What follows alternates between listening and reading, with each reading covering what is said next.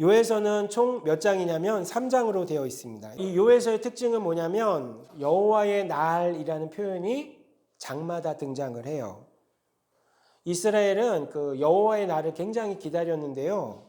그날이 오면은 하나님께서 이스라엘의 모든 대적들을 없애주시고 이스라엘에게 완전한 승리를 주는 날이라고 말씀하셨기 때문에 이스라엘 사람들 여호와의 날을 항상 기다렸어요. 그러니까 여호와의 날이 오면 심판의 1순위는 누구냐?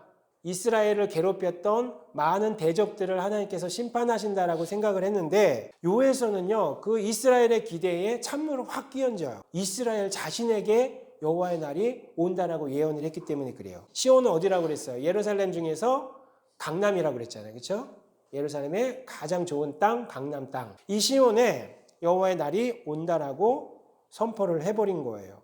그리고요, 요에서에서 계속해서 등장하는 그림 언어가 있는데요. 메뚜기인데요. 이 메뚜기 한 마리가 아니라 메뚜기 떼가 이 시온으로 공격해서 올 것이라고 말씀합니다. 그러니까 하나님의 백성의 죄를 하나님께서 메뚜기 떼처럼 심판하시겠다라는 거예요. 메뚜기 떼는요, 그 고대 근동에서 신의 분노를 상징했어요. 메뚜기 떼가 확 몰려오면 뭐가 분노하셨다 지금? 신이 분노하셨다. 마찬가지로 하나님이 이스라엘의 메뚜기 떼를 보내시는 것은 지금 하나님께서 이스라엘 향해서 굉장히 분노하고 계시다라는 거예요. 이스라엘 사람들은 자신들은 심판받지 않을 거라고 생각을 했었거든요. 이스라엘 향해서 매우 충격적인 메시지를 요에서는 전달하는 거예요. 특별히 메뚜기 떼 재앙은 그 애굽을 심판할 때 8번째 재앙이었어요. 이스라엘을 하나님께서 애굽처럼 취급하시겠다라는 뜻이었어요. 그만큼 하나님께서 이 이스라엘의 죄에 대해서 분노하시는 것을 느낄 수가 있습니다. 사랑하는 여러분, 그럼 우리가 죄를 지면 하나님은 분노하실까요? 요에서를 읽으면 그 답이 나옵니다.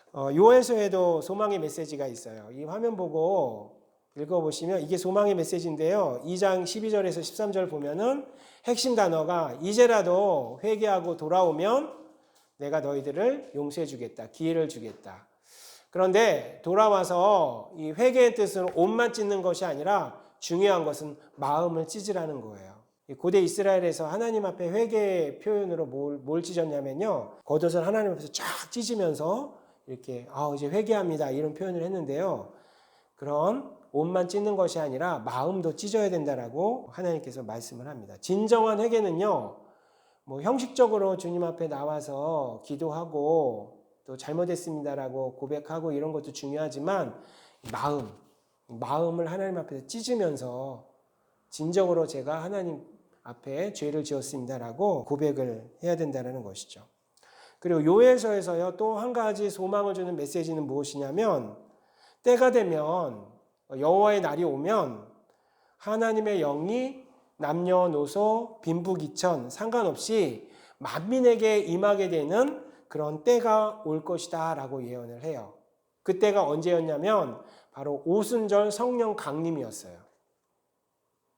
예수님이 승천하시고 제자들이 이제 다락방에서 모여서 기도할 때에 성령께서 각 사람에게 불과 같이 임하셔서 이제 예수님을 믿는 사람들에게 하나님의 영이 임재하는 그런 날이 올 것이다 라는 예언을 했는데 그 예언이 바로 사도행전에 나오는 그 오순절 성령 강림에 성취된 것을 보고요. 베드로가 그 자리에서 이렇게 선언을 해요. 실제로 사도행전 2장 16절에 보면 여러분 지금 우리에게 일어난 이 오순절 성령 강림의 사건은 요엘 선지자가 우리에게 예언했던 그것이 성취된 것입니다 라고 설교를 하는 것을 보게 됩니다. 여러분 사도행전 2장 16절 한번 나중에 살펴보면서 확인해 보시기를 바랍니다. 이렇게 요에서도 메뚜기 심판을 예언하지만 또 다시 돌아와라. 또 성령께서 오실 것이다. 이런 소망의 메시지도 같이 다루는 그런 모습을 볼 수가 있습니다.